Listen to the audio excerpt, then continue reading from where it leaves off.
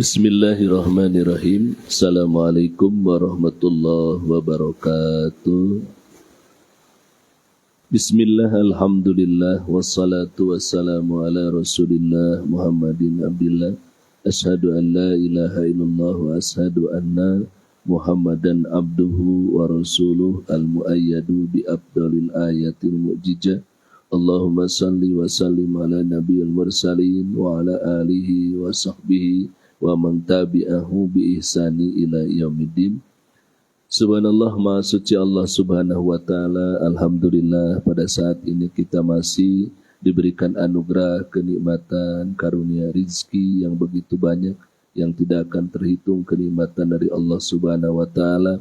Terutama alhamdulillah kita masih diberikan kesempatan waktu oleh Allah untuk bisa menjalani kehidupan di alam dunia yang singkat dan fana ini. Kita masih diberikan panjang umur, sehat walafiat, dan yang paling utama alhamdulillah Allah masih memberikan pertolongan serta kekuatan iman dan Islam, sehingga selalu tumbuh di dalam jiwa kita semangat, ruhul jihad, giroh untuk istiqomah menjalankan rangkaian amaliyah ibadah sebagai sebuah kewajiban diri kepada ilahi Rabbi Allah subhanahu wa ta'ala, dengan harapan dan doa mudah-mudahan ibadah yang kita didirikan senantiasa menjadi ibadah yang makbulah, mabrurah, diterima di sisi Allah subhanahu wa ta'ala.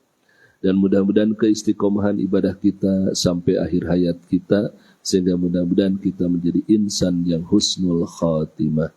Amin ya Allah ya Rabbal Alamin. Al-Mukarram Bapak DKM Al-Ustadz Al-Labsi, Al-Mukarram Bapak Jari, Bapak Ibu sekalian, seluruh jamaah Masjid Al-Abrar yang saya hormati, insyaallah Allah muliakan. Alhamdulillah, pada subuh kali ini kita akan melanjutkan kajian tafsir surah Al-Baqarah dari ayat 197. A'udzu billahi minasy syaithanir rajim.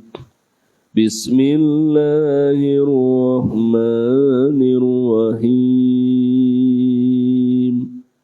Al-hajju ashhurun ma'lumat.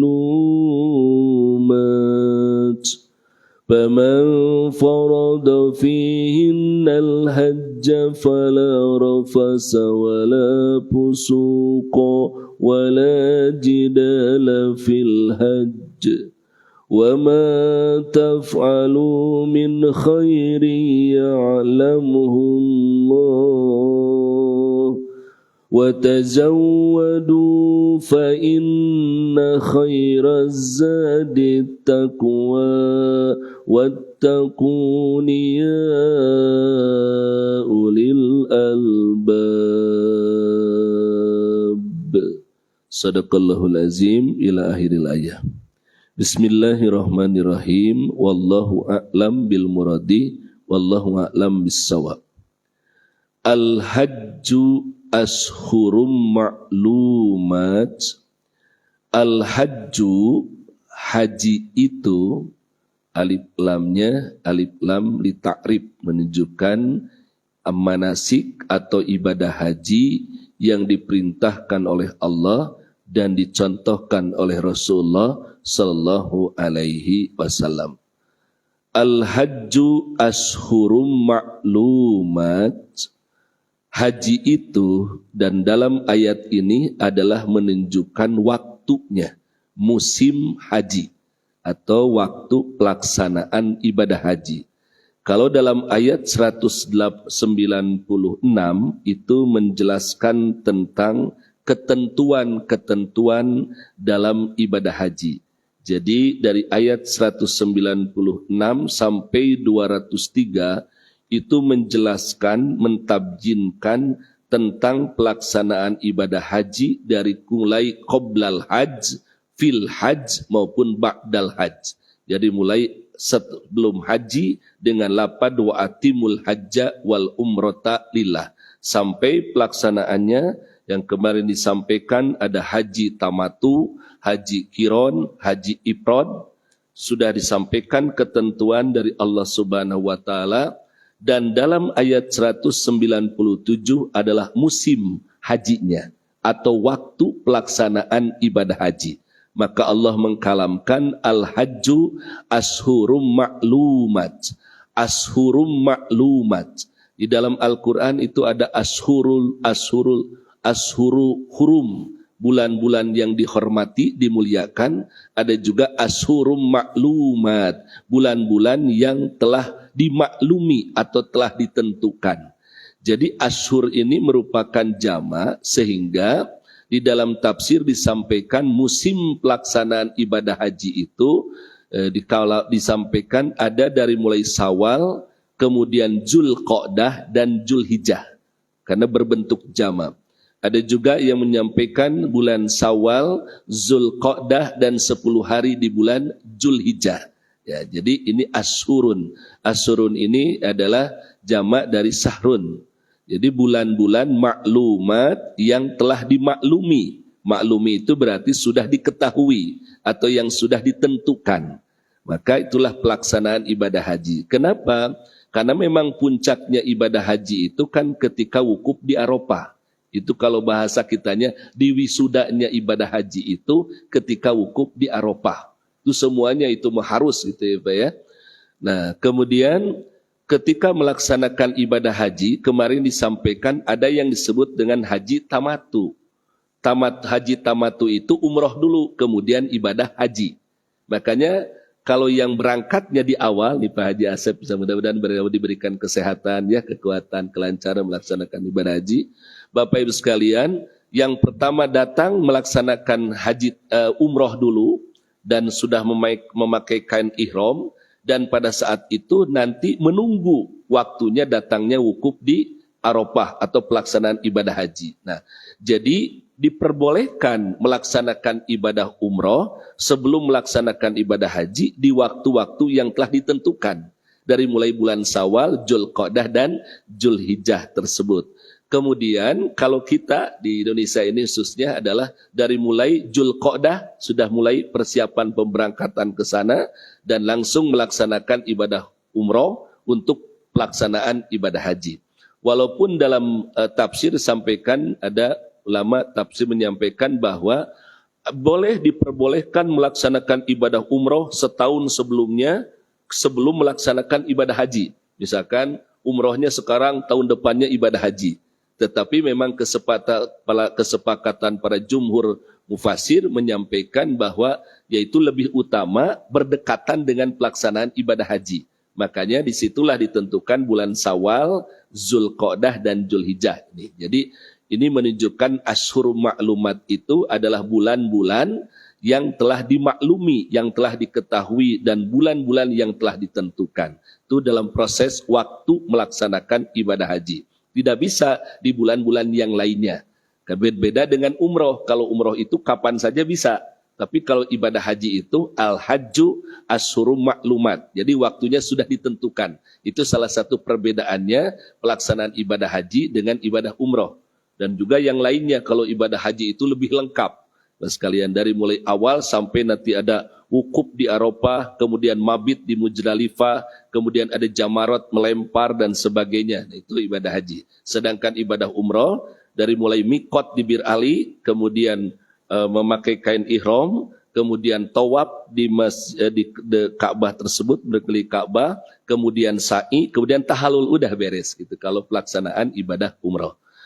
Al-hajju ashurum maklumat, musim pelaksanaan ibadah haji itu di bulan-bulan atau pada bulan-bulan yang telah ditentukan. Paman parodo, maka barang siapa orang yang farodo melaksanakan, mengerjakan. Jadi parodo itu kalau sudah memakai kain ihram, ya, sudah memakai kain ihram itu disebut dengan parodo. Jadi kalau belum memakai kain ihram itu belum parodo lapanya. Baru akan melaksanakan, akan mengerjakan. Tapi kalau bismillah sudah memakai kain ihram, maka disampaikan dalam kalam ini adalah dengan menggunakan parodo. Paman farodo, maka barang siapa yang mengerjakan. Jadi ini udah siap nih, sudah memakai kain ihram untuk melaksanakan rangkaian-rangkaian amaliyah ibadah haji dari awal sampai akhir.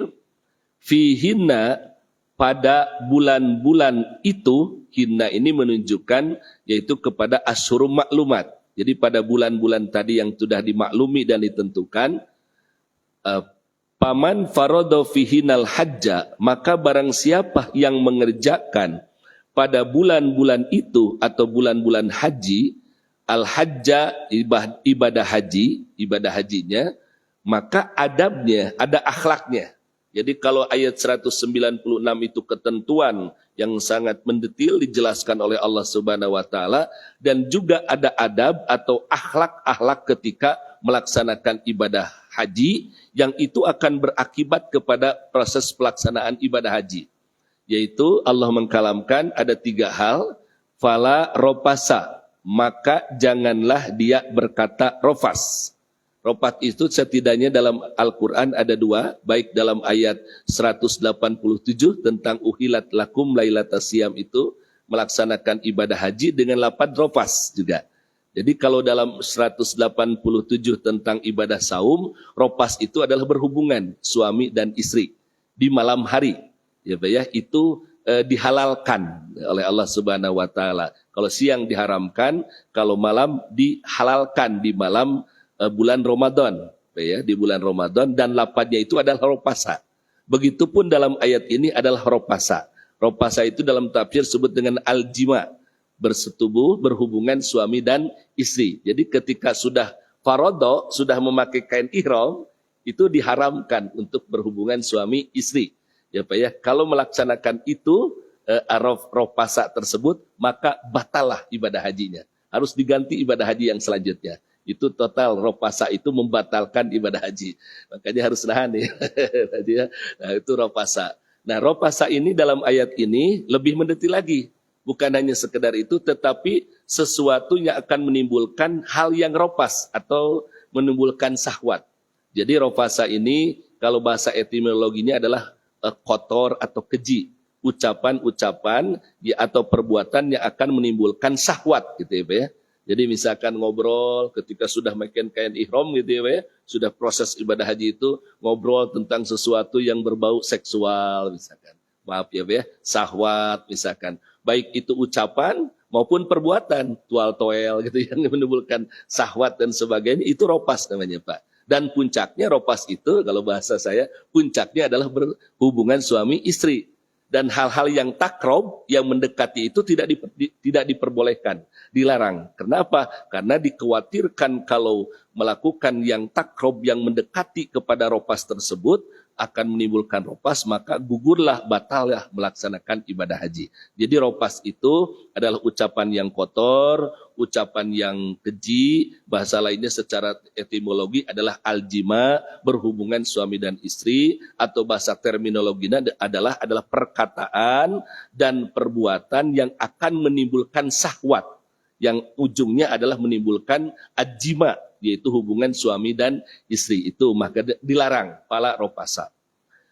Kemudian yang kedua, wala pusuko. Pusuko itu adalah di dalam surah Al-Hujurat ada pusuko itu adalah panggilan gelar yang jelek. Misalkan orang yang sudah beriman dikambil kafir, orang murtad dan sebagainya. Nah, pusuko itu adalah al-ma'asi, yaitu ucapan-ucapan perbuatan yang menimbulkan kemaksiatan.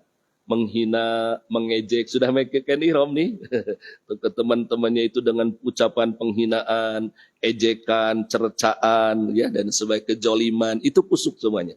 Jadi pusuk ini ada segala bentuk kemaksiatan, kezoliman dan sebagainya, maka itu dilarang.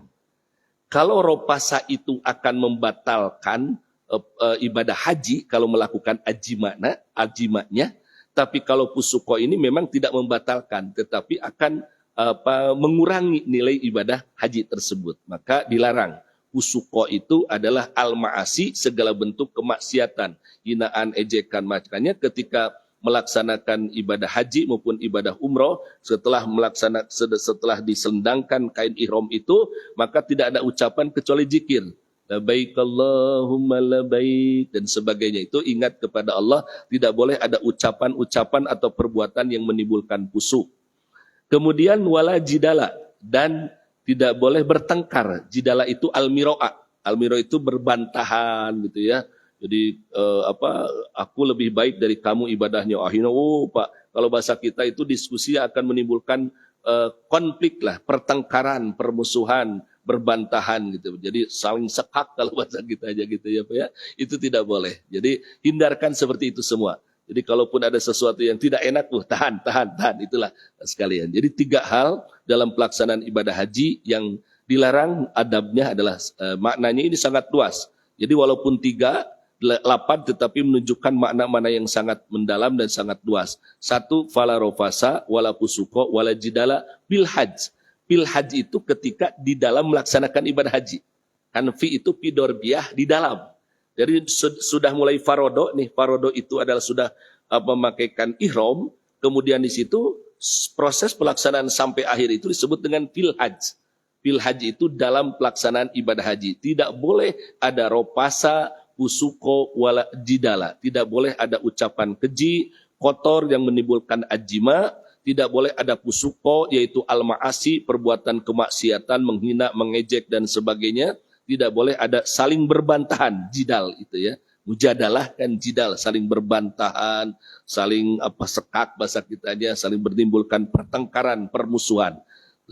Wa ma taf'alu, dan apa yang kamu kerjakan. Jadi makni menunjukkan segala dalam pelaksanaan ibadah haji dan segala yang kamu kerjakan, lakukan min khairin, ini secara umum dari yang baik, ya'lamuhullahu, Allah Maha mengetahuinya.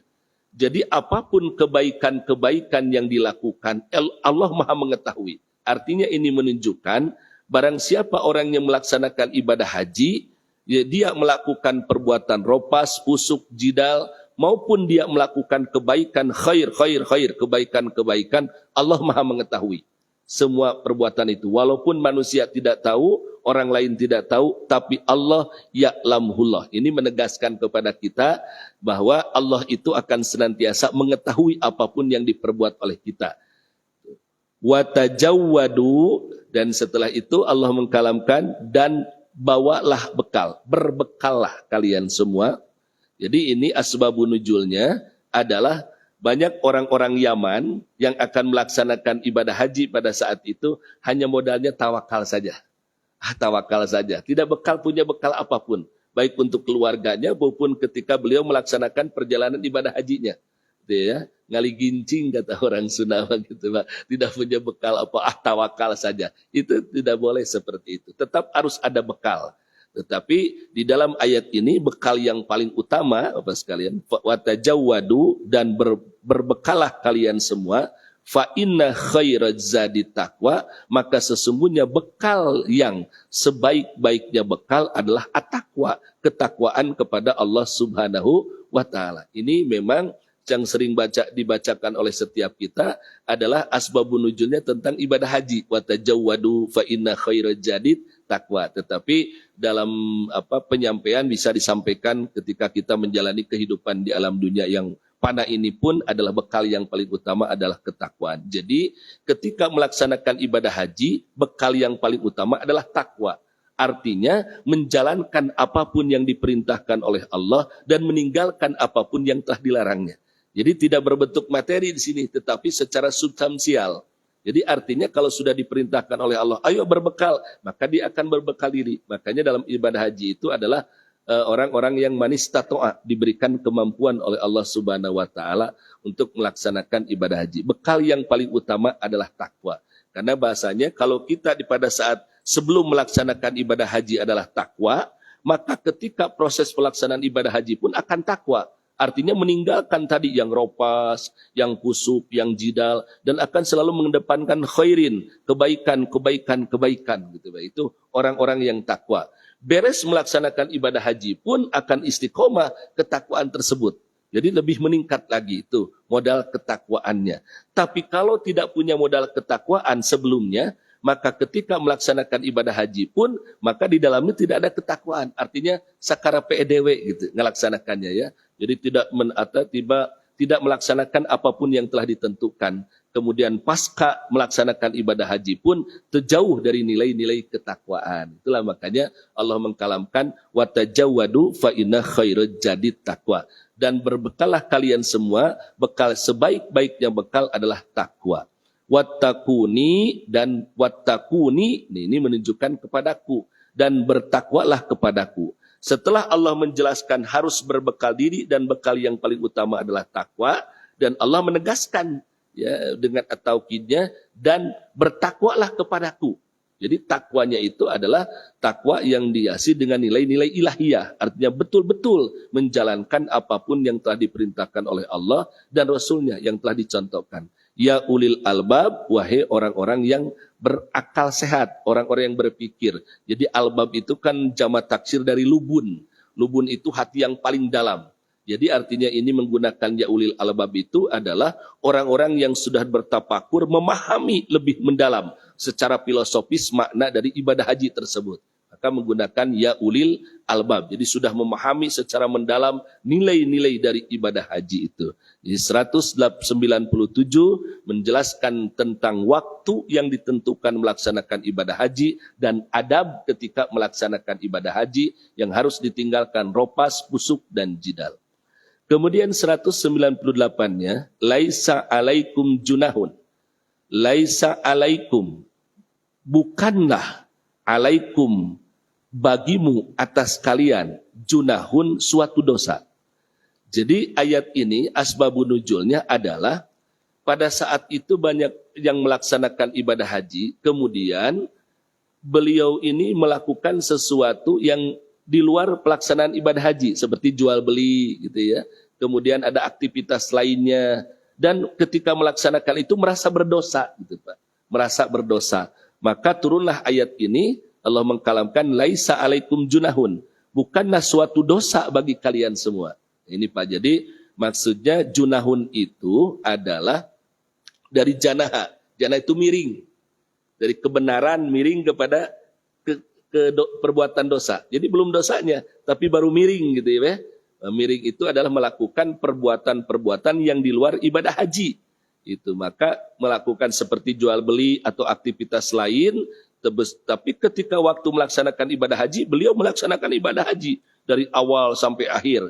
Maka Allah mengkalamkan laisa alaikum junahun. Bukanlah suatu dosa bagi kalian semua. Ya kalau bahasa sekarang Pak, seperti tidak sedikit para mutawib kan. Mutawib itu orang yang sedang kuliah di sana ya Pak ya. Di Mekah atau di Mesir, kemudian yang membimbing ibadah haji, ada bagian-bagian kesehatan seperti Pak Haji ini kan, bagian kesehatan dan aktivitas lain. Tapi beliau sambil melaksanakan ibadah haji gitu Pak. Itu bisa. Jadi tugas sambil tugas bahasa kitanya. Sambil melaksanakan tugasnya ke sana diutus oleh pemerintahan, misalkan pemerintah, kemudian untuk melaksanakan ibadah haji. Dan beliau pun ikut melaksanakan ibadah haji dari awal sampai akhir. Itu diperbolehkan, Mas sekalian. Nah, tetapi ayat ini memberikan pesan kepada kita, jangan sampai melaksanakan ibadah haji dengan niat untuk jual beli. Artinya, wah ini harus keluar 49 juta untuk bekal, untuk biaya ibadah haji, aku harus jual beli di sana Pak Ustaz ya, untuk menutupi ya, biar tertutup mengeluarkan. Itu tidak boleh Pak sekalian. Artinya bahwa kalau sambil aktivitas yang lain di zaman sekarang itu diperbolehkan. Laisa alaikum junahun. Maka bukanlah bagimu suatu dosa antab tagu fadlan. Maka di sini antab tagu itu bahwa kamu mencari. Ibtigoa tabtagu, jadi mencari itu sungguh-sungguh. Jadi ibadahnya sungguh-sungguh, melaksanakan tugasnya sungguh-sungguh. Apakah itu bagian keamanan, kesehatan, ya kemudian bimbingan hajinya itu sungguh-sungguh. Begitupun dia sungguh-sungguh dalam melaksanakan ibadah hajinya dari awal sampai akhir. Itu antabtagu. Maka di sini menggunakan padlan, bukan rizki tapi padlan, karunia dari Allah Subhanahu wa taala. Makanya kalau padlan itu bimananya luas. Itu ada yang jual beli Mas sekalian, karena memang pada saat itu tidak sedikit ada yang dari Yaman misalkan sambil ke Mekah, dia bawa barang gitu Pak, menjual barangnya. Tapi beliau sambil di waktu haji itu melaksanakan ibadah haji, dan ibadah hajinya benar-benar disungguh-sungguh melaksanakan ibadah hajinya. Nah itu diperbolehkan Mas sekalian. Kalau bahasa sekarang itu kan kita fokus nih 40 hari melaksanakan ibadah haji, maka ada yang fokus melaksanakan ibadah haji, ada juga yang melaksanakan ibadah haji beliau sambil bertugas. Itu diperbolehkan Bapak sekalian ya, seperti itu. Jadi antabtagu fadlam mirabikum, bahwa kamu mencari karunia dari Tuhanmu. Nah itu mencari karunia dari Allah Subhanahu wa taala ditegaskan. Fa idza afadtum, maka apabila afadtum kamu bertolak, berangkat bertolak, afadtum itu min Arafatin, dari Arafah. Jadi setelah wukuf di Arafah kan berangkat lagi nanti dia berangkat ke mana? Muzdalifah. Ya, untuk mabit di Muzdalifah sambil mengambil kerikil ya Pak dia. Untuk jamarat ya Pak dia. Nah, itu. Ini Pak Ida afadtum. Jadi setelah wukuf di Arafah semuanya dari mulai tergelincir matahari sampai terbenam matahari di tanggal 9 Zulhijjah waktu Arafah tersebut. Jadi saudara kita melaksanakan wukuf di Arafah, kita disunahkannya saum, namanya saum Arafah tersebut, ya Pak ya. Fa idza abadtum, maka apabila kamu bertolak min Arafatin, fazkurullaha, maka berzikirlah kepada Allah. Kenapa diperintahkan seperti itu? Padahal ketika wukuf di Arafah kan berzikir. Di wukuf di Arafah itu ketika di wisudah kalau bahasa saya itu semuanya berzikir, ya tidak ada kecuali, semuanya harus ada. Yang sakit pun harus ada di situ. Ya, untuk melaksanakan wukuf di Arafah banyak mengingat kepada Allah. Tapi dalam ayat ini disuruh lagi. Nah, ini memberikan pesan kepada kita bahwa kalau orang-orang yang sudah tertanam nilai-nilai zikir kepada Allah ketika wukuf, maka dia akan terus berkelanjutan melaksanakan zikir. Jadi tidak ada ucapan-ucapan yang lain, ya Pak ya, tidak ucapan-ucapan yang membanggakan dirinya, membanggakan orang tuanya dan sebagainya, tapi zikir terus-terusan. Ya, sampai apa? Indal Mas'aril Haram. Jadi ada Masjidil Haram, ada Mas'aril Haram. Jadi kalau Masjidil Haram itu di Mekah kan masjid, kalau Mas'aril Haram itu di Muzdalifah. Jadi sampai ke Mas'aril Haram itu terus aja zikir, mengingat kepada Allah Subhanahu wa taala. Jadi tidak boleh ngobrol harta, ngobrol kebanggaan diri, ngobrol orang tua dan sebagainya. Ingat kepada Allah Subhanahu wa taala ketika bertolak dari Arafah menuju kepada Indal Mas'aril Haram atau yaitu Muzdalifah. Wazkuruhu, dan berzikirlah kepadanya, yaitu kepada Allah, kama hadakum, sebagaimana dia Allah telah memberikan petunjuk kepadamu. Jadi sebagaimana petunjuk dari Allah Subhanahu wa taala untuk selalu berzikir kepadanya.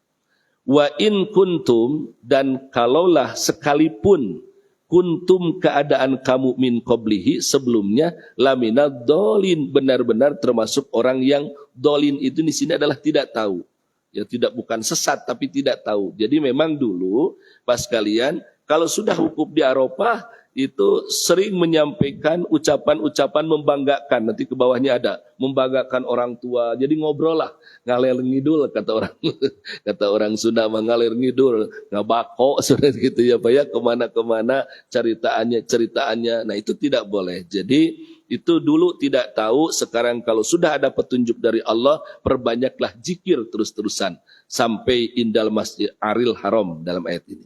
Kemudian ayat 199-nya, summa afidu, kemudian bertolaklah kamu, min haitsu afadun nas, dari tempat afadun nasu, orang banyak bertolak, yaitu dari Arafah. Jadi afadun nasu itu adalah dalam tafsir bertolaknya manusia itu yaitu dari mulai pertama nenek moyangnya, yaitu Nabi Ibrahim alaihissalam dan Nabi Ismail dan Al-Ittiba yang mengikutinya. Jadi itu yang harus dicontoh, karena memang pada saat itu ada sebagian di antara mereka tidak mau di Arafah wukufnya, karena Arafah itu di luar Mekah, kota Mekah.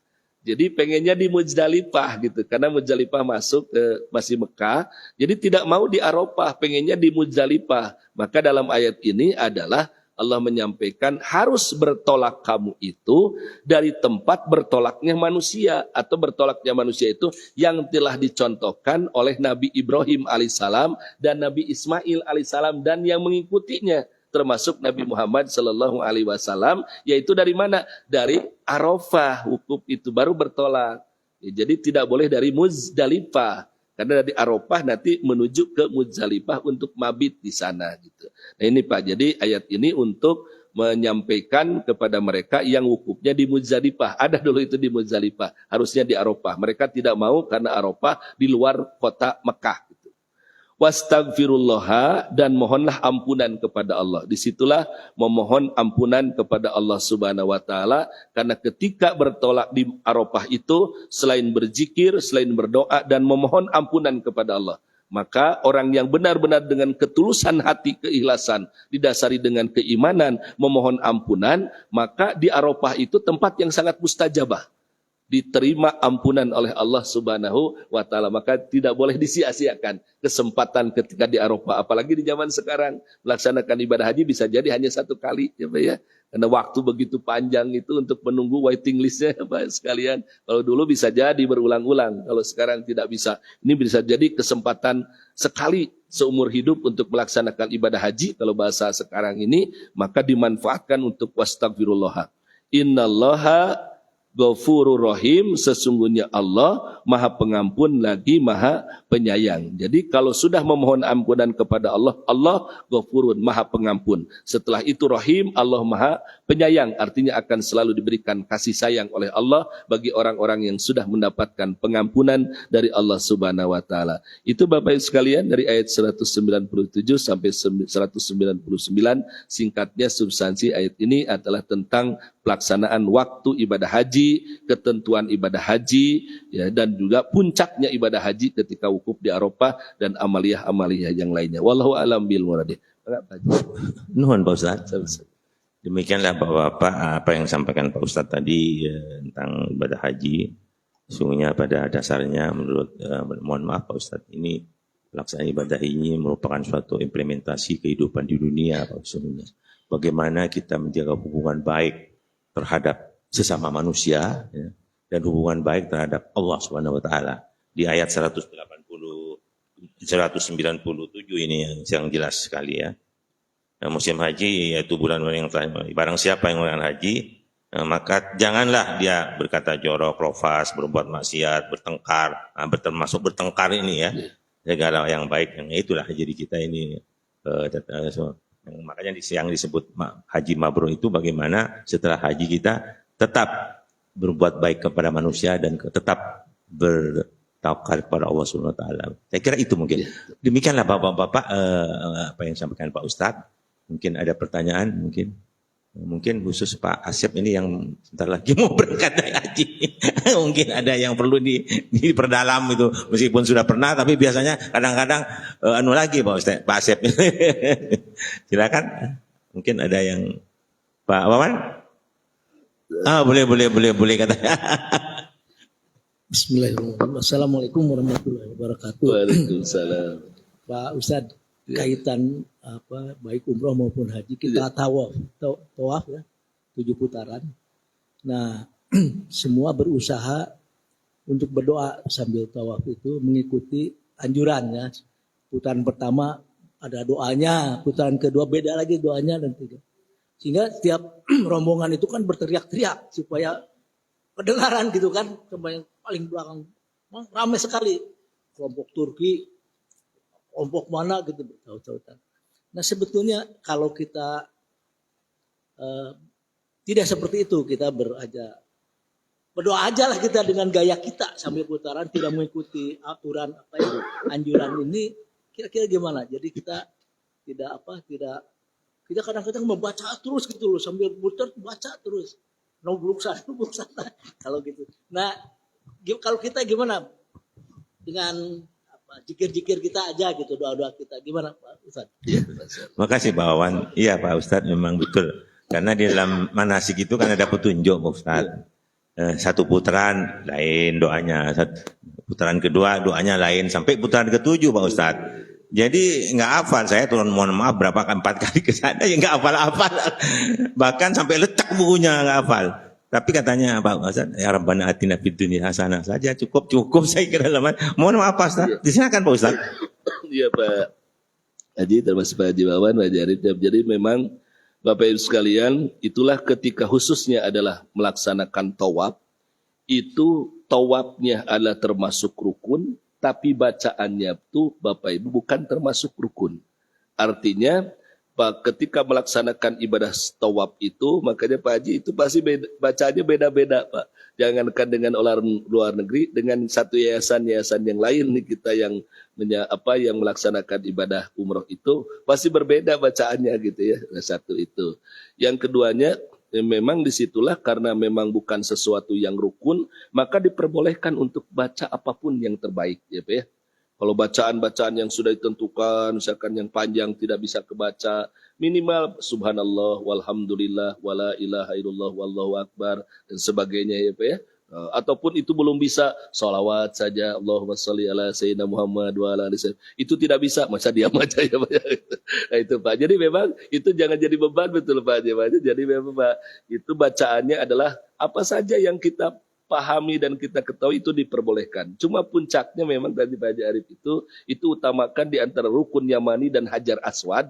Itu doanya Pak, Rabbana atina fid dunya hasanah wa fil akhirati hasanah wa qina azabannar wa adhilnal jannatamal abrar ya ajizu ya gofar ya rabbal alamin. Nah, ini memberikan pesan makna kepada kita, nguriling kamana wae kalau bahasa Sunda mah. Mau kemana saja, tetap destinasi hidup itu cuma itu. Robbana atina itu hanya 4.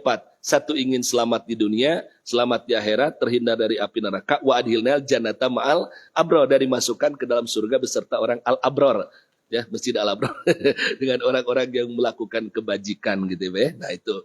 Jadi Pak Haji memang pada saat itu ketika saya juga membimbing itu sering dikencengkan suaranya Pak Haji karena mereka itu pengen apa Ustaz pengen afdol bacaan anak anu sesuai sareng buku gitu ya. Jadi dikencengin bacaan. Jadi mereka tidak lihat pun ngedengerin ucapan dari kita. Itulah yang menjadi ramenya Pak Haji ya. Dari Turki gini, dari Indonesia gini gitu Pak Haji. Tapi insya Allah walaupun rame jahar pun tidak mengurangi nilai-nilai kehusuan. Insya Allah yang terasa itu ya Pak ya. Walaupun ngungeng seperti itu, belum pas sedek-sedek, tapi alhamdulillah Bapak Ibu tidak mengurangi nilai-nilai kenikmatan, kebaikan, dan tidak ada pada saat itu ketika seperti itu aduh ini tararik yuk atau ucapan-ucapan yang tidak baik gitu. Itu tadi ya itu aja. Nuhun Pak Ustadz, nuhun. Mungkin ada yang lain? Silakan Pak.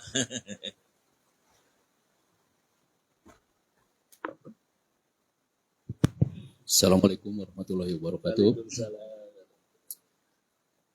Pak Ustadz, mungkin saya mau bertanya mengenai Farodo ya. Farodo itu kan ditandai dengan menggunakan kain ihram ya. Barangkali mungkin pelaksanaannya ada yang menggunakan kain ihram itu mulai masuk pesawat ya. Ada juga mungkin di batas katanya Pak Bir Ali ya. Nah, itu bagaimana keutamaannya. Kemudian jadi saji itu kan kalau nggak salah ada 3 ya. Kirod, Tamatu, sama Ifrod ya. Ifrod. Itu perbedaannya apa gitu ya. Terus tadi yang Fusuko ya. Fusuko itu kan sebelum haji yang nggak boleh ya. Kalau setelah haji itu diperbolehkan ya gitu ya Ustadz ya. Ya itu mungkin barangkali pertanyaan saya. Terima kasih. Silakan Pak Ustadz. Ya.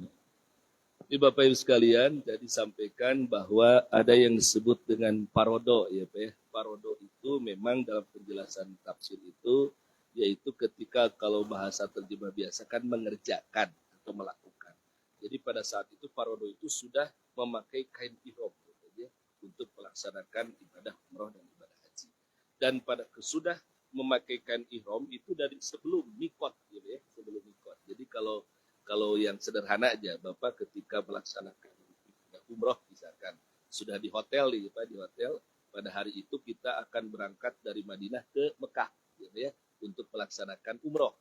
Nah, maka ketika di maktab atau di hotel itu sudah dipersiapkan memakai kain ihram. Sudah disiapkan kain ihram. Nah, sudah menggelantungkan ihram disitulah sebagai bukti bahwa sama di hadapan Allah semuanya, tidak ada tahta jabatan dan sebagainya. Maka pada saat itu kalau di Madinah berarti mikotnya di Bir Ali. Ya, tidak boleh di tempat yang lain di Bir Ali. Makanya langsung dari hotel-hotel itu ke Bir Ali semuanya. Ya, ke Bir Ali Disitulah mendirikan sholat sunat untuk melaksanakan ibadah umroh, mulai pelaksanaan ibadah umroh. Ya, Pak, ya. Tapi ketika di Mekah, itu salah satunya adalah di Tan'im. Di Tan'im. Jadi Pak Haji kalau misalkan mau menambah lagi ibadah umrohnya, pada saat itu sudah di Hotel Mekah, maka tidak usah ke Bir Ali, tetapi ke Tan'im. Ya, misalkan nih udah beres, ini yang sederhananya ada umroh. Udah beres di umroh yang pertama, ya dari Bir Ali itu mikotnya Pak Haji ya. Nah, udah beres sampai tahalul nih. Nah, ini ingin melaksanakan umroh lagi, maka pada saat itu harus mikot lagi. Artinya dari hotel itu sudah siap untuk maktab itu sudah memakaikan ihram dan masuk pakai taksi biasanya Pak ya, itu ke Tan'im. Ya, ke Tan'im, ke Masjid Tan'im, kemudian mikot lagi di situ. Kemudian melaksanakan tawaf. Ada juga yang di atas di pesawat juga dia, di pesawat itu. Ya, karena dia akan langsung ke Mekah melaksanakan ibadah umroh langsung. Maka tidak ke Bir Ali dulu atau ke Madinah ataupun tidak ke Tan'im dulu di Mekah, tapi langsung dipas di atas pesawat yang atas itu, maka disitulah dia siap melaksanakan sudah memakaikan ihram, diniat langsung mikotnya di pesawat bisa. Ya.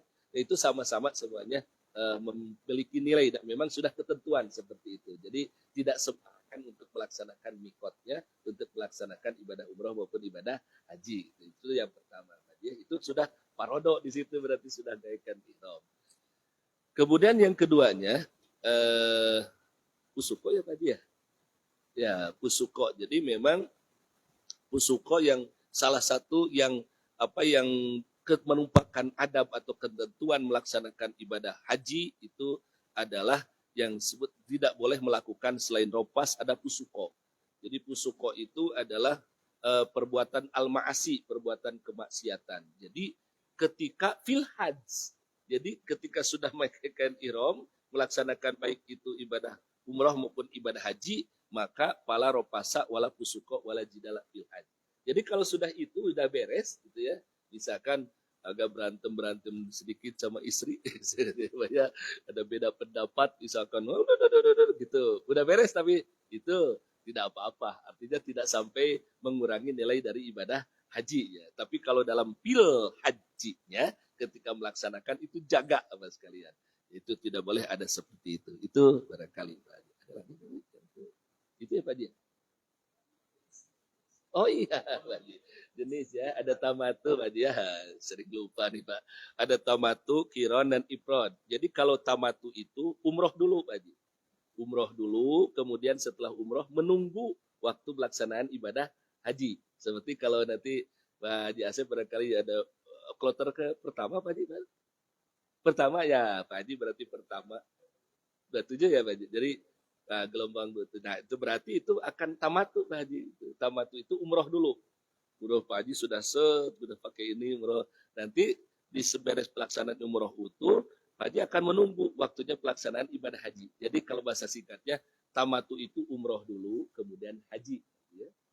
Kalau kiron itu berbarengan antara umroh dengan haji. Itu berbarengan. Ini biasanya yang pas waktu-waktu orang pada bulan Zulhijjah yang sampainya ke sananya. Itu biasanya berbarengan. Nah, tapi Kainul Indonesia itu kebanyakan tamatu. Ya. Makanya harus membayar dam itu ya, menyembelih itu. Kemudian yang ifrod itu haji dulu Pak Haji. Haji dulu kemudian umroh. Jadi itu gampang menerjemahkan ya Pak Haji. Kalau tamatu umroh dulu kemudian haji. Kalau kiron itu berbarengan antara umroh dengan haji. Kalau ifrod itu adalah haji dulu kemudian umroh. Gitu barangkali Pak Haji. Wallahu a'lam.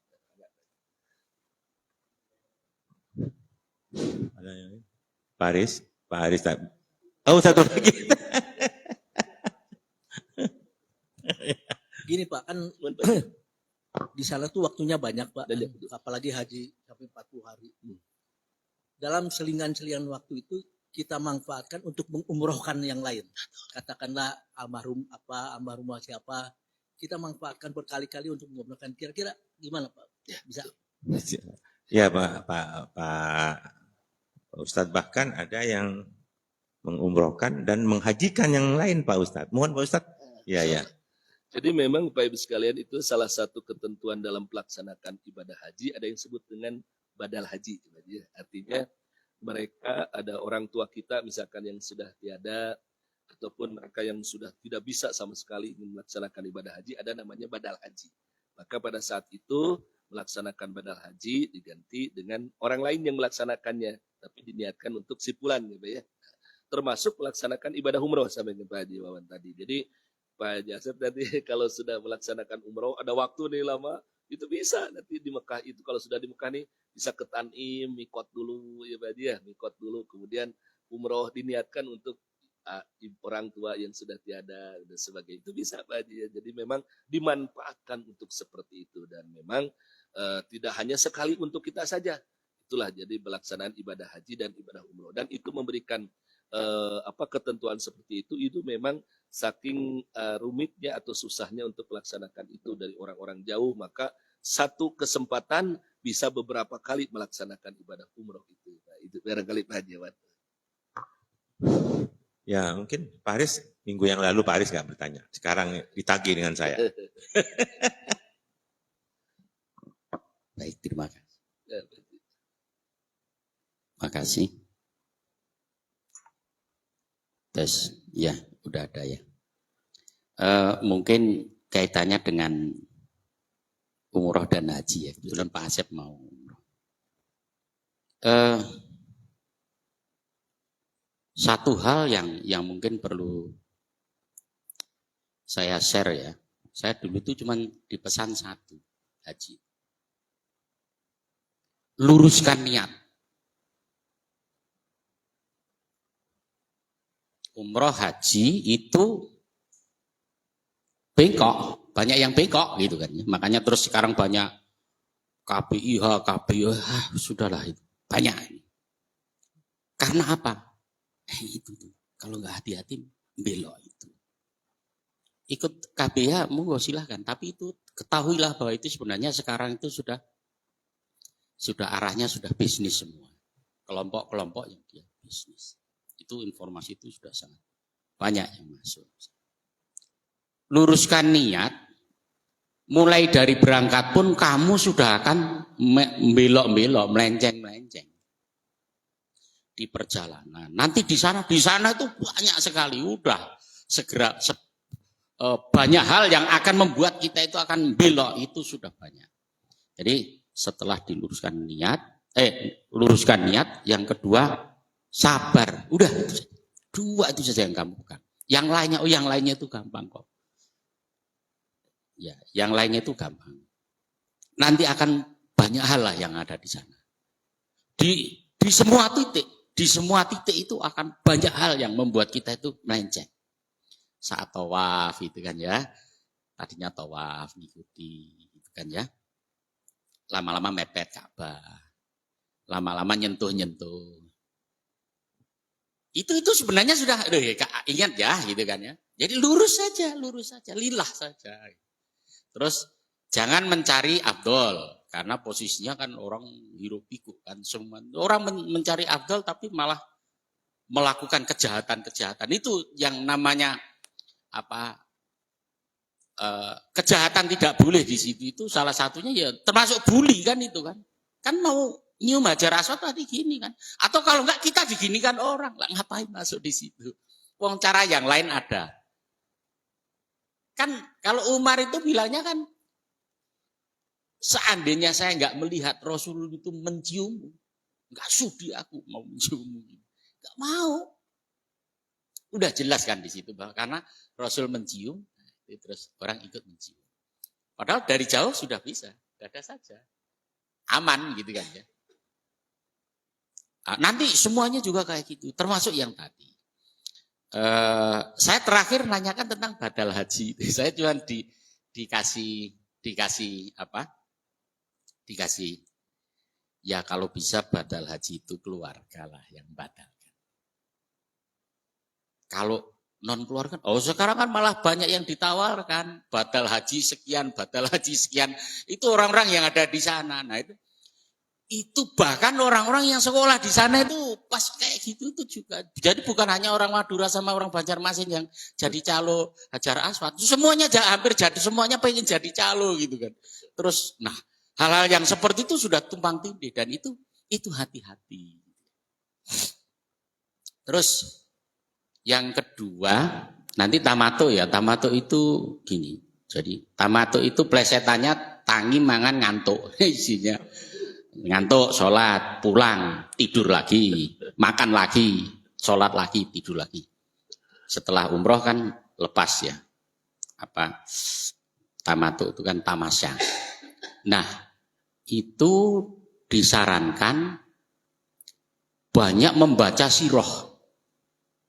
Sehingga nanti pas di sana, itu kan beda Pak. Kita lewat pintu Nabi, kita tahu ceritanya, sama lewat aja itu beda Pak. Sangat beda. Jadi baca aja siroh itu semuanya, sehingga kita itu nanti, istilahnya tuh kita akan merestor. Ini termasuk restorasi ini namanya. Merestor itu membayangkan zaman itu gitu kan. Sekarang kan haji itu kan gampang. Adatnya saja yang nggak mau dirubah-rubah. Mau berangkat Walimatus Safar. Semua diundang gini. Ingat. Nah, kalau dulu orang Walimatus Safar itu memang pengen pamit mati. Karena berangkat dari sini ke Jakarta. Sampai di Jakarta dia berdagang. Dapat uang lagi berangkat ke Singapura. Tamasek, di sana dagang lagi atau apa lain. Dapat uang ke India. Ini. Jadi mungkin bisa bertahun-tahun gitu loh mau berangkatnya ke sana. Makanya pakai Walimatus Safar. Sekarang nggak hati-hati. Kamu itu pamer jadi sombong gitu. Ujub. Awas hati-hati. Mana sekarang kadang ya ini kita bicara yang jelek-jeleknya, tapi ini supaya nanti jangan kejebak ke situ. Bukan ini ya nggak apa-apa. Yang kita undang, ustadznya menceritakan itu malah, wah nyanjung-nyanjung ini. Awas, kamu nanti jadi. Niatmu sudah belok, karena apa? Kamu sudah disanjung-sanjung. Kamu haji, kamu ini, wah, kamu hebat di masyarakatmu. Termasuk yang ada di sana, sering terjadi bentrok itu kan. Antar sesama jamaah. Di sini tuh nggak ada masalah. Masalah-masalah yang kayak gitu nggak bermasalah. Sampai di sana jadi masalah, Pak. Karena saya pelajarin di sana tuh, lula iya, wong yang kesini itu orang-orang yang terhebat, tertop di komunitasnya. Kan banyak juga yang dari kampung-kampung gitu kan. Wah ini pasti orang kaya, orang bisa naik haji kan. Sampai di sana, namanya orang kaya kan sombong Pak, di komunitasnya sombong. Orang sombong ketemu sama orang sombong, jadi masalah sedikit, egonya lebih ini kan. Padahal di kampung kan tidak ada masalah yang kayak gini. Karena apa? Karena yang orang kaya ini mau menekan yang tetangganya, orang-orang di bawahnya dia nggak ada masalah, diterima. Nah sekarang yang mau ditekan itu juga orang hebat di kampungnya gitu kan. Jadi masalah, jadi ini semuanya jadi masalah. Sehingga kalau hitung-hitungan itu orang ngantri, nggak tahu sekarang mungkin sudah nggak terlalu ngantri. Ngantri mau mandi, mau itu kan ngantri gitu kan. Coba kita bayangkan. Kalau kita sudah kebelet dan ngantrinya itu terlambat kita kan. Masih jauh gitu. Waduh. Makanya kan dulu kan disarankan. Kalau kamu sudah di depan pintu, menengoklah ke belakang. Barangkali ada orang yang tua, sangat membutuhkan dan harus segera, kamu persilakan. Kalau kamu yang persilakan, boleh. Orang-orang itu ini karena apa? Karena haknya dia gitu kan. Dia suruh duluan. Ada orang yang gebelet gitu kan. Suruh duluan gitu kan. Nah, hal seperti itu, hal yang sepele tapi itu betul-betul aplikatif sekali. Nah, jadi kuncinya itu tadi. Satu itu saja. Luruskan niat karena akan banyak belok-belok. Sudahlah. Kita nengok ke mana? Ke Gua Hira itu, wow juga ini. Tapi memang harus fisiknya kuat. Makanya kalau yang muda-muda segera daftar saja gitu kan ya. Karena apa? Karena kalau sudah tua itu nggak akan bisa optimal, itu ibadah fisik semua gitu. Sehingga saya setuju sama Gus Bah misalnya ditanyain, saya udah sepuh Gus, tapi baru saat ini saya itu mampu gitu kan ya. Sebaiknya haji apa umroh? Umroh langsung bilangnya gitu. Karena apa? Haji itu 25 tahun lagi, masih cukup lah umurnya gitu kan. Suruh umroh, jadi lebih ringan, orangnya juga sudah sepuh, sudah tua, lebih. Jadi intinya mungkin itu, dan Pak Asep punya tanggung jawab, walaupun Pak Asep tidak sebagai pemimpin, Pak Asep kan bawa Bu Asep. Bapak harus betul-betul mengklirkan Bu Asep. Artinya apa? Ya berdua harus betul-betul ini tanggung jawab yang harus dipegang terus, harus dibawa gitu kan. Jadi makanya kan desak-desakan masuk bis gitu kan ya. Udah biar mereka dulu. Itu kan kelakuan kampung masih dibawa ke sana. Oh sudah pasti nanti juga naik kok. Wong bisnya ya itu dan pasti cukup gitu kan. Wah kalau udah mau masuk brodong gitu kan ya. Nanti di Muzdalifah juga kayak gitu. Di ini semuanya punya masalah gitu. Kita harus pegang yang ada di situ sehingga nanti kita betul-betul di sana itu bisa merestor diri kita. Sehingga kita pulang itu betul-betul seperti kita habis puasa itu. Kita menjadi orang yang baru. Dan kita betul-betul jadi haji. Haji mabrur itu tolak ukurnya ketika berangkat sama ketika pulang bedanya muncul. Lebih taat. Takwa lagi darinya. Kira-kira itu dari saya. Makasih. Terima kasih Pak Aris. Yang Pak Aris saya catat Pak Ustadz ini ada 3 ini menurut saya secara garis besar. Pertama, luruskan niat. Tuh, saya setuju Pak. Kedua, saya melihat memang apa yang disampaikan Pak Aris, naik haji itu ujian Pak. Diuji oleh Allah. Karena di situ kita berinteraksi terhadap sesama manusia, kelompok kita, bahkan terhadap orang-orang luar. Itu ujian. Apa kita sabar apa enggak? Apa yang disampaikan Pak Aris pada waktu ngantri itu ya. Bahkan apalagi ngantri makanan juga. Kadang-kadang kalau harus ngantri ya berebut juga kadang-kadang. Apalagi ngantri waktu mau ke WC itu. Itu ujian. Dan ketiga memang yang kuncinya sabar Ustadz ya. Saya kira itu mungkin Pak Ustadz. Karena waktunya sudah mohon Pak Umar sebagai ini saya beri kesempatan dulu ini yang mau berangkat ini. Mudah-mudahan menjadi haji mabrur. Amin. Assalamualaikum warahmatullahi wabarakatuh. Waalaikumsalam. Terima kasih nih Pak, pas kebetulan kesini Pak juga yang dibahas masalah haji. Ini bukan karena saya inginkan, tapi kok bisa pas gitu. Insyaallah. Inilah Pak yang mungkin saya menjadi suatu pertanyaan yang pertama Pak pada saat kami di KBIH. Walimatus safar itu apakah rukun, apakah merupakan suatu budaya? Saya bilang. Jangan sampai tadi dikatakan tadi sama Pak Haris antara ria ya Pak. Ria dengan ikhlas gitu. Kan berarti antara pamer atau mungkin merupakan suatu hal yang mungkin kita ini menitipkan anak, menitipkan yang ditinggal gitu Pak. Memang makna yang mungkin saya sirap pertama kali ini mungkin saya ke sana hanya istilahnya titip anak dikarenakan ke sana itu belum tentu kembali gitu Pak.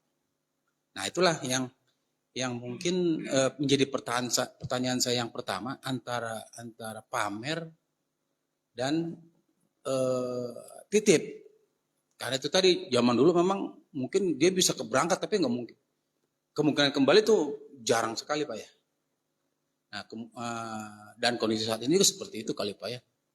Mungkin terjadi apa seperti kejadian waktu apa tuh terowongan Lumina. Yang kedua pada saat ada towing apa namanya itu? Itu. Crack itu jatuh meninggal sehingga korbannya cukup banyak. Nah itu Pak yang pertama kali yang saya tanyakan di situ bahwasanya apa beda-beda tipis nih Pak antara apa namanya tadi ria sama itu. Mungkin bisa menjelaskan Pak. Terima kasih Pak. Terima kasih Pak Asep. Ini memang betul apa yang disampaikan Pak Asep. Kalau di kampung dulu Pak Ustadz itu walimatus safar itu biayanya hampir dengan haji Pak Ustadz. Di kampung di Madura pesta ya sesungguhnya kalau niatnya mungkin insya Allah bersyukur bagi-bagi kebahagiaan terhadap orang ya. Tapi jangan sampai ada niat sombong itu yang penting sesungguhnya. Mohon Pak Ustadz. Ya, jadi Bapak Ibu sekalian, subhanallah, mudah-mudahan Pak Haji Asep diberikan kesehatan ya, kelancaran, keselamatan, dan ibadah hajinya. Bapak Ibu sekalian, memang itulah bedanya ketika kita mau berangkat tamasa, rekreasi ke luar negeri dengan melaksanakan ibadah haji maupun ibadah umroh, ada yang disebut dengan walimatus safar. Kalau kita berangkat ke Amerika, Singapura, nggak ada walimatus safar ya. Tapi mau ibadah haji, mau ibadah umroh, itu biasanya suka ada walimatus safar. Jadi walimatus safar itu memang secara hukum, secara syariah, memang Bapak Ibu sekalian tidak pernah dilaksanakan oleh Rasulullah Sallallahu Alaihi Wasallam. Tapi artinya bukan tidak ada di masa Rasul menjadi bid'ah, bukan Pak gitu ya. Itu yang sering disampaikan oleh Ustaz Adi Hidayat. Jadi salah.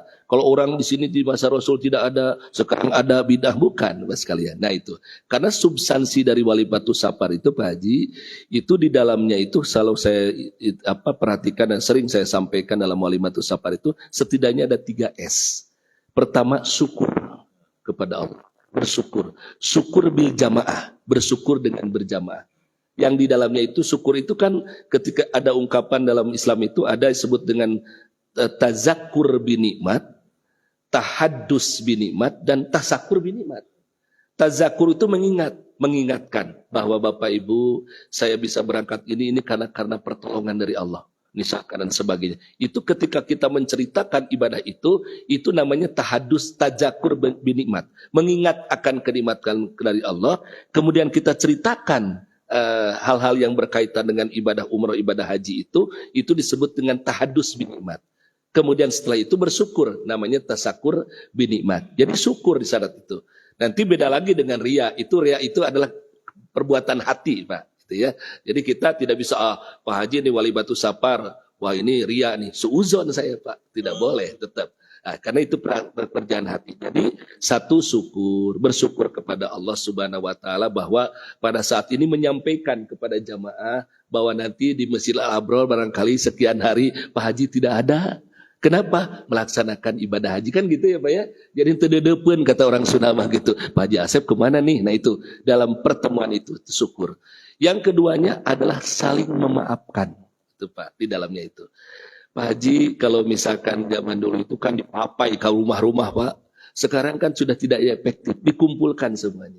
Ya Pak ya, untuk saling memaafkan. Kenapa? Karena saya memaknai ibadah umroh, ibadah haji itu adalah satu rihlah al-muqaddasah. Perjalanan yang suci, Pak Haji. Perjalanan yang suci menuju ke tempat yang suci untuk menuju kepada yang maha suci. Maka karena perjalanan suci, kita harus sucikan dulu.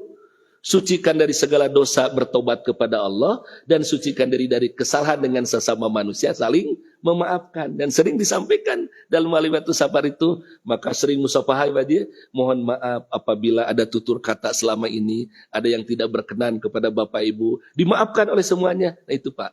Jadi ketika masuk ke sana yang tadinya ada orang yang tidak baik atau kita tidak baik kepada siapapun, maka dengan walimatus safar itu sebagai momentum media untuk saling memaafkan. Agar ketika melaksanakan ibadah umroh, ibadah haji itu kita sudah legowo, sudah bersihlah dengan sesama itu, tidak ada kesalahan dengan terutama orang tua, keluarga, dan sebagainya itu Pak. Jadi S yang kedua, kalau saya memanai, kalau saya sering menyampaikan dalam tabligh walimatus safar itu adalah saling memaafkan. Yang ketiganya saling mendoakan, gitu. Kan Pak Haji pengen didoakan. Sana itu doakan mudah-mudahan diberikan kesehatan, keselamatan, kelancaran. Nah, justru ketika orang yang melaksanakan ibadah haji itu, ibadah umrah namanya duyufur rahman. Tamu Allah nih Pak Haji. Ini tamu Allah. Maka ketika diundang untuk melaksanakan itu, ini Pak Haji saya mohon maaf tidak bisa karena ada acara ya Pak Haji. Itu Pak subhanallah berarti kita menghadiri kepada orang yang akan menjadi tamu Allah. Maka ketika kita mendoakan, hakikatnya mendoakan kita. Pak Haji, maaf ya, nanti kalau sudah di sana, doakan saya bisa melaksanakan ibadah haji, ibadah umroh. Kan gitu. Nah, so Pak Haji walaupun tidak disebutkan semuanya di multajam itu, ya Allah mudah-mudahan yang kumpul pada saat itu walimatus safar, semoga Allah berikan jalan kemudahan, bisa melaksanakan ibadah haji, ibadah umroh. Itu saling mendoakan Pak Haji ya. Jadi minimal 3 hal. 1 syukur, kedua saling memaafkan pada saat itu, yang ketiganya adalah saling mendoakan gitu ya. Karena tadi kata Pak Haji itu, karena di sana itu wallahu alam, bekalnya adalah takwa itu Pak Haji ya. Kenapa? Karena ada yang bisa kembali lagi ke sini, ada yang tidak bisa lagi kembali ke sini. Mudah-mudahan Pak Haji bisa kembali lagi ke sini ya Pak ya. Nanti rezeki itu akan qadarullah. Nah, berkaitan dengan ria itu beda lagi. Itu tergantung hati ya Pak Haji ya. Kalau misalkan walaupun tidak disebutkan, nah, saya nih walimatus safar, mudah-mudahan kita tahu kan di sini status ekonomi saya gimana? Ya Pak ya. Ataupun nanti pengen punya gelar ya. haji misalkan. Nah, itu mah tergantung hati ya. Tetap seperti itu kata Pak Haji Aris itu, luruskan niat. Innamal a'malu bin niat. Itu mah nggak apa-apa walimatus safar atau kegiatan yang lain. Yang intinya adalah merojong kepada kita untuk melaksanakan ibadah haji. Yang penting tadi luruskan niat bahwa niatnya lillahi ta'ala. Labaik Allahumma labaik, untuk memenuhi undangan dari Allah Subhanahu wa taala. Gitu Pak Haji. Insya Allah nggak apa-apa Pak Haji ya. Pentingnya tadi. Makasih Pak Ustaz. Pak Umar, kalau ya setengah menit. Mohon maaf Pak Asep. Jadi Pak Asep jadi tidak nyaman kan, jadi tidak enak. Gini loh Pak Asep, saya itu cuma pengen menunjukkan, luruskan niat. Itu saja. Saat walimatus safar, nanti Ustadz itu jarang yang menyampaikan yang jelek-jeleknya, nggak jarang. Yang bagus-bagusnya saja, seperti tadi Bapak. Kita kesini, nanti kita saling memaafkan, kita saling ini, nitipkan plakat dan sebagainya. Terus yang jelek-jelek itu nggak akan, jarang diungkap, itu jarang. Padahal justru itu yang sering masuk ke kita. Itu saat walimatus safar sudah muncul kan di situ kan. Ada positif negatifnya. Nah, awas, luruskan niat. Kalau enggak masuk Bapak itu udah di situ gitu kan. Ya apapun, tapi harus dipegang itu. Nanti pas berangkat ke sana, ya kan, berangkatnya pakai ngoeng-ngoeng itu kan. Luar biasa itu. Jarang orang. Tapi haji dikasih itu, Pak forader itu kasih gitu kan. Desa-desa pakai forader. Jadi bisa bangga di situ. Kacau lah pokoknya. Pokoknya semuanya itu Masya Allah. Ini aja. Iya. Berarti betul-betul kita harus tegas lah. Niat harus lurus. Udah gitu kan. Iya. Wasiat juga gitu, dipersiapkan. Wasiat harus ada nas yang nanti membackup, karena anak-anak kan ditinggal. Nanti ada beberapa wasiat yang sudah ada walaupun sudah kita tulis. Tapi kan walinya dia kalau misalnya saya mati kan harus tahu juga ini loh gitu. Dan ada wasiat. Ya. Itu yang perlu Pak Asep itu wejangan dari Pak Al-Mukarram Pak Asep. Luruskan niat. Makasih Pak Aris. Closing statement dari Pak Umar. Pak Umar. Ya, singkat aja. Kalau tentang niat itu sudah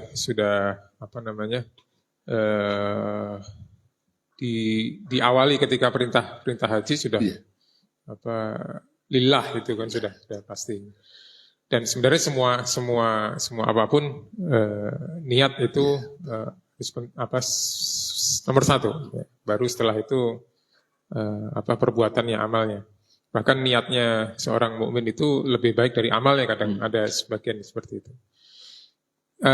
Di sini saya ingin menyampaikan poin-poin saja ya dari 3 ayat yang kita bahas ini. Yang penting yang pertama adalah bahwa ayat kita ini menegaskan bahwa ujung dari ibadah itu adalah pembentukan akhlak yang mulia. Jadi semua ibadah ya ketika dilaksanakan itu harus berbuah akhlak yang mulia.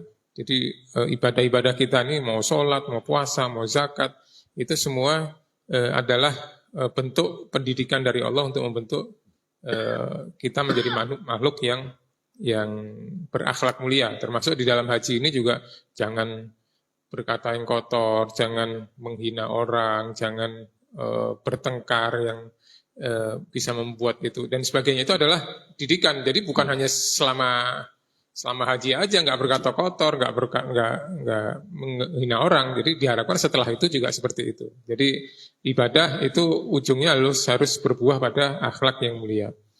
Kemudian yang kedua bahwa di ibadah haji ini juga ada pendidikan mengenai bagaimana kita dibawa pada suatu suasana yang seharusnya memicu pada kesadaran kita, kesadaran kebesaran Allah. Kemudian dengan misalnya pakaian ihram itu kan sama kira-kira kita nanti mati juga akan seperti itu, dua potong kain gitu ya. Jadi sehingga diharapkan pada saat-saat seperti itu kita memiliki kesadaran yang penuh. Sehingga jangan berdebat, jangan berkata yang kotor. Kita benar-benar penuh, full konsentrasi, kita mengebayangkan kita akan menghadap Allah. Sebagaimana nanti kita akan mati juga akan seperti ini, pakaiannya juga seperti ini. Sehingga suasana itu harus kita bentuk sendiri, sehingga menimbulkan kesadaran spiritual seperti itu gitu. Nah, kita menghadap Allah ini, kita akan menjadi tamunya Allah apalagi. Kita nanti akan seperti ini dan seterusnya. Kemudian yang ketiga, yang di sini saya mungkin singkat-singkat aja, bahwa di dalam pertemuan haji ini adalah pertemuan berbagai macam budaya, berbagai macam suku, ras, golongan dan sebagainya di situ gitu ya. Sehingga perbedaan itu pasti akan kita temui di sana gitu. Dan itu sesuatu yang sunatullah yang harus kita sadari, sehingga diharapkan juga nanti ketika balik juga nggak alergi dengan perbedaan, karena di haji itu nanti ketemu segala macam gitu ya, sholatnya macam-macam, ada yang macam-macam lah. Kalau saya lihat, saya belum pernah ke sana, tapi kalau saya lihat dari cerita dari yang itu bermacam-macam sekali itu ya. Bahkan melihat di film ini ada yang sholat sambil benerin jam gitu dan sebagainya. Ini dari mana ini gitu dan seterusnya lah. Macam-macam. Terus juga di sini kan kesamaan derajat ya. Mau apakah dia presiden, menteri, mau sipil, mau militer, sama aja gitu ya di sana tuh. Jangan, wah saya ini nih, misalnya bahasa misalnya kolonel nih misalnya, ini bisa ngajak ribut nih gitu dan seterusnya. Enggak, di sana tuh sama semua gitu. Jadi termasuk di sini kan ditegur Quraisy, nggak mau ke Arafah karena wah, aku yang punya Mekah nih, yang punya ini gini. Masa di luar Mekah? Enggak, sama ke Arafah juga dan seterusnya. Jadi kesamaan derajat sesama Muslim itu sangat ditekankan di sini dan harusnya itu kita bawa kembali setelah kita haji nanti insya Allah. Itu aja, Wallahu a'lam. Terima kasih Pak Umar, terima kasih. Saya kira sebagai penutup Pak Ustadz, Ya, Ustaz Umar tadi sampai dijelaskan bagaimana makna dari ibadah haji memang Pak Haji. Jadi memang di sana samrotuhu minal ibadah adalah buah dari ibadah itu adalah akhlakul karimah. Makanya kenapa dalam 197 di sini sampai dijelaskan oleh Allah pala ropasa wala pusuko wala jidala fil hajj, karena memang ini adalah nanti akan berbuah akhlak yang terbaik yang tidak boleh seperti itu. Yang keduanya memang untuk melaksanakan ibadah haji itu khususnya ada potensi untuk melakukan itu sangat besar Pak Haji. Untuk ropas itu. Kenapa? 40 hari loh. Ya, sama istri. Itu kalau tidak kuat-kuat ya Pak ya, ini. Ya, bisa jadi ropas itu akan muncul. Ini potensinya besar. Yang keduanya pusuknya. Ini kata Pak Ustadz Umar, kita ketemu dengan beraneka ragam ras lah gitu ya. Budaya dan sebagainya. Dedeg pangadegnya beda-beda dan sebagainya. Kondisi yang sangat padat Pak Haji kan gitu. Itu bisa jadi potensi pusuk itu sangat besar. Ya, menghina, kamu si hidung, nah gitu ya, Pak, dan sebagainya itu akan besar. Maka disitulah maka Allah menekankan. Kemudian dalam jidal juga sama, jadi bisa jadi berdebat dan sebagainya. Inilah makanya potensi ini ada besar. Maka subhanallah samrotuhu minal ibadah adalah akhlakul karimah. Yang kedua betul Pak Ustadz bahwa memang ibadah haji itu adalah akhirat kecil Pak. Akhiratnya kecil, jadi artinya gambaran akhirat itu seperti itu. Dikumpulkan semuanya dari seluruh pelosok. Ya Pak ya, di Mekah itu, ya itulah mahsyar dikumpulkan. Dan keduanya sama semuanya. Tidak ada tahta, jabatan, harta sama, pakai kain ihram, tidak ada perbedaan di situlah. Nah itulah. Dan termasuk di situ akan merasakan apa yang kita perbuat. Walaupun bukan hukum karma, tapi ada nilai kehidupan, ada Pak Ustadz itu. Di sana itu yang, padahal airnya banyak Ustadz, air jam-jam itu. Tapi Pak Haji Arif itu, kok saya susah air begini? Nah gitu Pak. Ada cerita itu. Makanan segitu banyak Pak Haji Wan itu. Tapi Pak Haji Arif itu rasa tidak ada. Itulah. Jadi memang itu bukan karma, tetapi memang itu diperlihatkan apa yang diperbuat oleh kita. Oleh sebab itu, mudah-mudahan ini memberikan pesan kepada kita bahwa memang ibadah haji adalah rukun Islam yang kelima. Kemudian memberikan pesan kepada kita, itulah gambaran kehidupan akhirat kecil digambar pada saat itu yang memberikan pesan kepada kita agar kita bersiap-siap untuk bukan hanya pada saat itu dan masa yang selanjutnya. Demikian wallahu a'lam bishawab. Nuhun Pak Ustadz, demikianlah Bapak-Bapak kajian pada pagi ini. Telah disampaikan Pak Ustadz mengenai masalah peribadatan haji. Mudah-mudahan menambah pengetahuan bekal kita di mana kita harus beribadah dan tetap mengabdi kepada Allah SWT Karena itu mudah-mudahan kita pada bagian untuk menambah keimanan dan ketakwaan kita kepada Allah Subhanahu wa taala. Oleh karena itu marilah kita tutup majelis ini dengan doa penutup majelis. Alhamdulillah, Allahumma wa bihamdika asyhadu an la ilaha illa anta astaghfiruka wa atubu ilaik. Sekian, wassalamualaikum warahmatullahi wabarakatuh.